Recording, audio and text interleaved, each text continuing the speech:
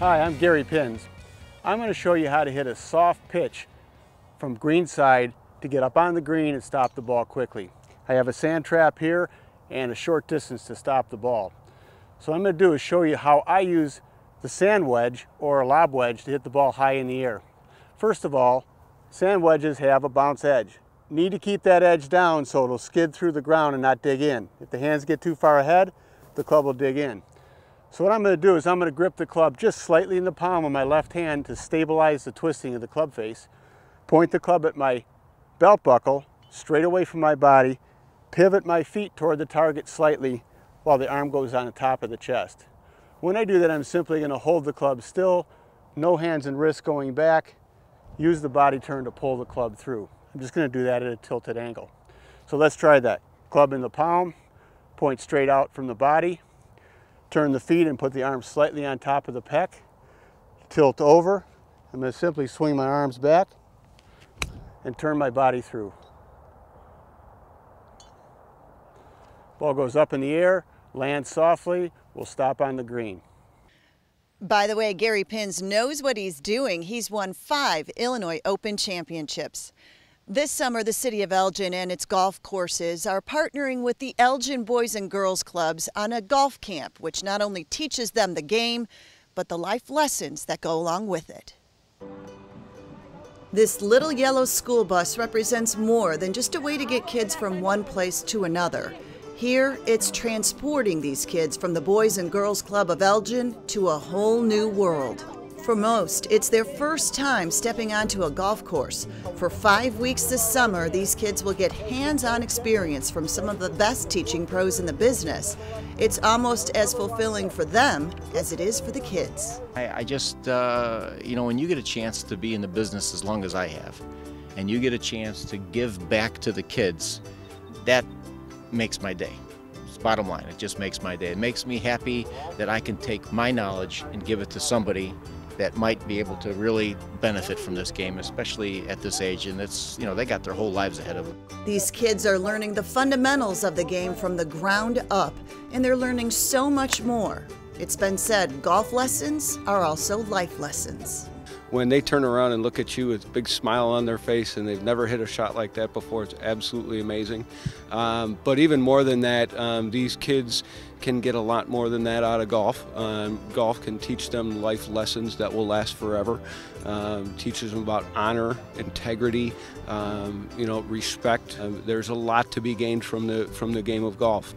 I think the program's awesome because it's helping us learn more.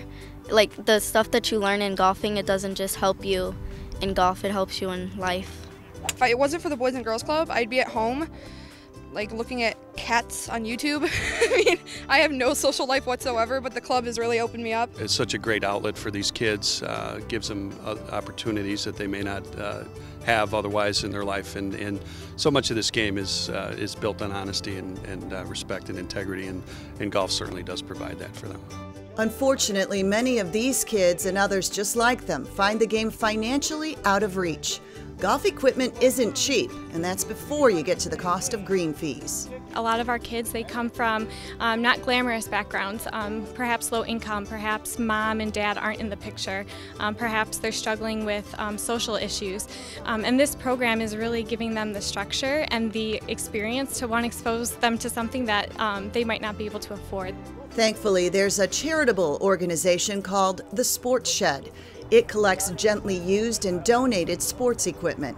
The Sports Shed is supplying the clubs the kids are using and get to keep when the lessons end. We're just really happy to be able to pass these along to these kids so that they can feel valued and empowered and have the opportunity to participate in things that they would never have the opportunity to without that. This program, if I were to be a little bit reflective of it, would be pretty much kind of demonstrates those same values of caring about everybody and not being prejudiced in any way, shape, or form, and just doing what's good. And sometimes doing what is good is what it's all about. That's an outstanding program there in Elgin. Switching gears now, adjustability's all the rage in golf equipment these days. TaylorMade has done it again with its new SLDR drivers. Tour players are able to get their hands on some of these prototype drivers last month at the Scottish Open and right here in Illinois at the John Deere Classic. The good thing about it is I can control it a little better. I think I can flight it a lot easier than I have with the other drivers in the past. First impression, obviously, looking at it, it's for a 460cc head, it doesn't look that big, which I like. Me, it's pretty easy. I just get it, slide it out to fade, because I like to hit fade, and we're hitting some balls with it there, and they were coming out great. And that's it, done. Didn't want to wait. We wanted to bring it out. When we see a driver that's this much better, that guys can play better with, we're going to bring it out.